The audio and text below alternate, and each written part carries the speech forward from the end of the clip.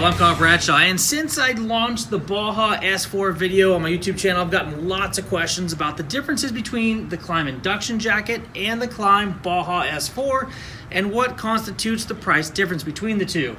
If you take a look at the Induction, we're looking at $349, and we look at the Baja S4, we're looking at $499. Significant difference, but there are some very distinct differences between these two jackets that I think warrants that price increase. First of all, looking at the jackets themselves, they're both fully mesh. This guy here weighs in at just 4.2 pounds.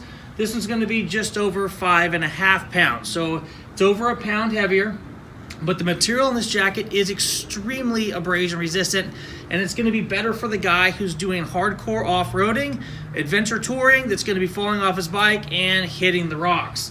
This material over here is going to do an okay job. It's going to keep you protected. They both have level 1 D3O, so as far as that goes, they're going to be the same. But what really comes down to the differences you're going to see between these jackets is going to be the type of mesh used. We have the carbonite mesh on this guy here, and we have the shoulder mesh over here on the Baja S4. The other thing you're going to notice is we have the same type of material that's in the Marrakesh jacket, so that 4-way stretch material, in all of the front panels, side panels, shoulder panels. That's going to make this jacket extremely maneuverable or flexible, much more so than that of the Induction jacket. I'll show that to you here in just a second as I put both of those jackets on. This shoulder material is much more maneuverable. It's not as stiff as the carbonite mesh material that we have here on the Induction jacket. So keep that in mind. Also take a look at slide protection. So we have a Cordura, I believe it's a 600 denier Cordura here on the sleeves and the shoulders and all of the slide areas on the Induction jacket. When it comes to the Baja S4 jacket, we're gonna have super fabric in the elbows, the shoulders, and those high abrasion areas. The other thing I really like about the Baja S4 jacket is the fact that they have a lot more of this 3M reflective. We got it here at the forearm, at the elbow, up here at the shoulder, across the chest. A lot more nighttime visibility or inclement weather visibility as compared to that of the Induction. Induction, we have one here on the shoulder, side of the shoulder, and one here on the front. Let's go ahead and flip those around real quick. All right, so flipping these around, what do we have? We have more reflective. Because this wraps around the back, we still have reflective visible in these 3 locations on the arm and up here on the back. Now this technical riding gear is also reflective. When you look over here at the Induction jacket, we have this piece here that kind of gets missed, but we have the 2 here on the back of the shoulder and then 2 down here at the back. Now looking at the back of these jackets, again, there's a huge differentiator between the two. That differentiator is going to be this large storage pocket here on the bottom of the Baja S4. This is going to be great for carrying a rain shell. It's going to be great for carrying gloves. It's going to be a very accessible pocket that's going to allow you to carry things with you while out there on the trail. We have that shoulder mesh all across the top here and all down the back. Carbonite mesh on this side. Now this material right here is a 4-way stretch material. You're going to have that here just behind the arms. That way you do get a little bit of stretch right here as you move your arms. And then right here at the elbows. The original Induction jackets, if I remember correctly, were mesh all the way down the arm. They didn't have the break here, and it became a really cumbersome right here where you bend your arm at. Let's go ahead and flip this back around again so we can start talking about some of the differences here on the fronts of the jackets. A neat feature I really like about the Baja S4 are these 2 little tabs right here. When you open this guy up, you can pin this open. But even mesh does block some wind. So if you're riding around and it is super, super hot and you want a little bit more ventilation than your mesh is gonna provide, this is a great way to open that collar up and get more wind coming directly into your jacket. You're not gonna see that over there on the Induction. Now moving down, let's talk about pockets on the outside. So the Induction is gonna have hand warmer, quote unquote, pockets. They are full mesh all the way through on either side. And we have a chest pocket here at the top with a key lanyard.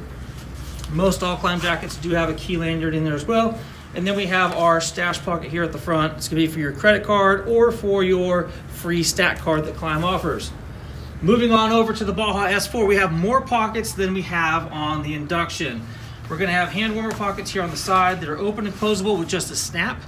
And then we're gonna have here at the very top, nice large cargo pockets that are zippered and Velcroed. So if you want to have quick access, you leave that zipper open. You simply just pull the flap open, reach your hand in, but if you want to make sure those contents absolutely don't fall out in the case of a get off, make sure you close that zipper up. All right, so we have the cargo pocket on both sides, hand warmer pockets on both sides, and the stack card pocket or stash pocket here on both of the jackets. They both have a take up here to keep your armor in place. So same material as in the Marrakesh jacket, all the way up, all the way down, all the way across the front, and of course across the back as well in order to give you maximum mobility. Now opening these jackets up, let's take a look and see what we have here. This is another big differentiator between these two jackets, and one of the things that makes the Baja S4 a significantly better jacket. This is going to be a standard internal liner. It's not going to be moisture wicking, and it's just going to be a traditional liner that's on the inside of lots of jackets. When you move over to the Baja S4, this here is going to be a moisture wicking cooling material. So this material actually, when it gets wet, acts more like a cooling vest, if you will. It's going to allow your body temperature to be significantly cooler than the standard liner in the induction jacket. Now looking at the pockets here on the Baja S4, we have a pocket here at the top that's perfect for cell phone size. We have a zipper pocket that goes down here on the inside, and then another one here on the opposite side. These are large pockets that have just about as much storage space as the external cargo pockets have here on the outside. Let's jump into the pockets on the induction. So opening up the induction jacket, we have a large pocket here at the top that's large enough for a map. And then we look at the other side, and there is no pocket on the opposite side there on the induction jacket. Now, two new features or additional features that the Baja S4 jacket has that are premium features that some people are really going to enjoy. The first of those is going to be this little zipper right here that comes down. This is going to be on both sides. That's going to allow you to add Klim's kidney belt. So if you're a rider who likes to ride with a kidney belt, this is a fantastic option for you. The induction jacket does not have that option. So you'd have to wear an external kidney belt from Forest Field or some other manufacturer in order to be able to get that kidney belt functionality if you wanted that in the induction. Another great feature that the Baja S4 has that the induction jacket doesn't have is a cinch around the waist. So down here at the bottom, you're gonna notice, I'm gonna close this back in. Down here at the bottom, you're gonna notice these little pull tabs right here. So you're gonna pull this tab, it's gonna pull an elastic cord that goes from here all the way across to the center of the jacket. And then we're gonna have that same type of cord here on the other side. We're gonna pull this, and that's going to allow us to bunch up the bottom of this jacket, pulling it in nice and close. Take a look here at the induction jacket. It's just missing that feature. We don't have any way on the induction to pull that bottom down or to cinch it closer to our body. So it's gonna be free flowing. It's just gonna sit nice and flush or flat against your body, much like a straight leg pant. This guy here is gonna be more like an athletic pant where you have some sort of elastic down there at the bottom, making sure that you have closure down there. Now that we've talked about the features and benefits or the differences or similarities between the two jackets, I'm gonna go ahead and put them on so you can see how they fit. Now I'm 5'9", I weigh about 195 pounds. I typically wear a 34 pant and a size large jacket. Now both of these jackets are a size large. I'm gonna start with the induction jacket as that was the first jacket to make the lineup. Now stepping into the induction jacket, the first thing that I'm feeling is I have a very snug fit, more of a sport fit on this particular jacket. The arms are pre-curved, so they're really comfortable in the riding position. But when I'm standing here just at a relaxed stand, I feel a little bit of pull or pressure right here at the shoulders where the jacket comes down. Again, the material on this jacket is going to be a Cordura material all the way down the shoulder. The only stretch on this is going to be right here across the bicep, and then again back here at the shoulder. Now this gives me lots of flexibility while in the riding position. I have no stresses or strains, but when off the bike, standing around, I feel a little bit of bunching right here under the armpit. But overall, it's a great fitting jacket. It feels good. Again, this mesh is a little bit rougher. That's a bad word to use. It's a little bit more stiff than that of the Baja S4. So let me do a little 360 spin for you guys here. This is what the induction jacket looks like. 5'9". I wear a size large t-shirt, size large jacket, and that's what I have on here. Now I'm going to jump into the Baja S4. Both of these jackets have a Velcro wrist closure here at the bottom. There's no zipper on either of them. I can tell you that the material on this jacket, or the overall feel of the jacket, is heavier than that of the induction jacket. Again, the materials are a much more robust type of material. All right, Baja S4, suited up. I can tell you that I have a little bit more room across the shoulders, or it feels like more room, and that's probably because all of this material here is a four-way stretch. Underneath the arms, across the belly here, and all the way down the back.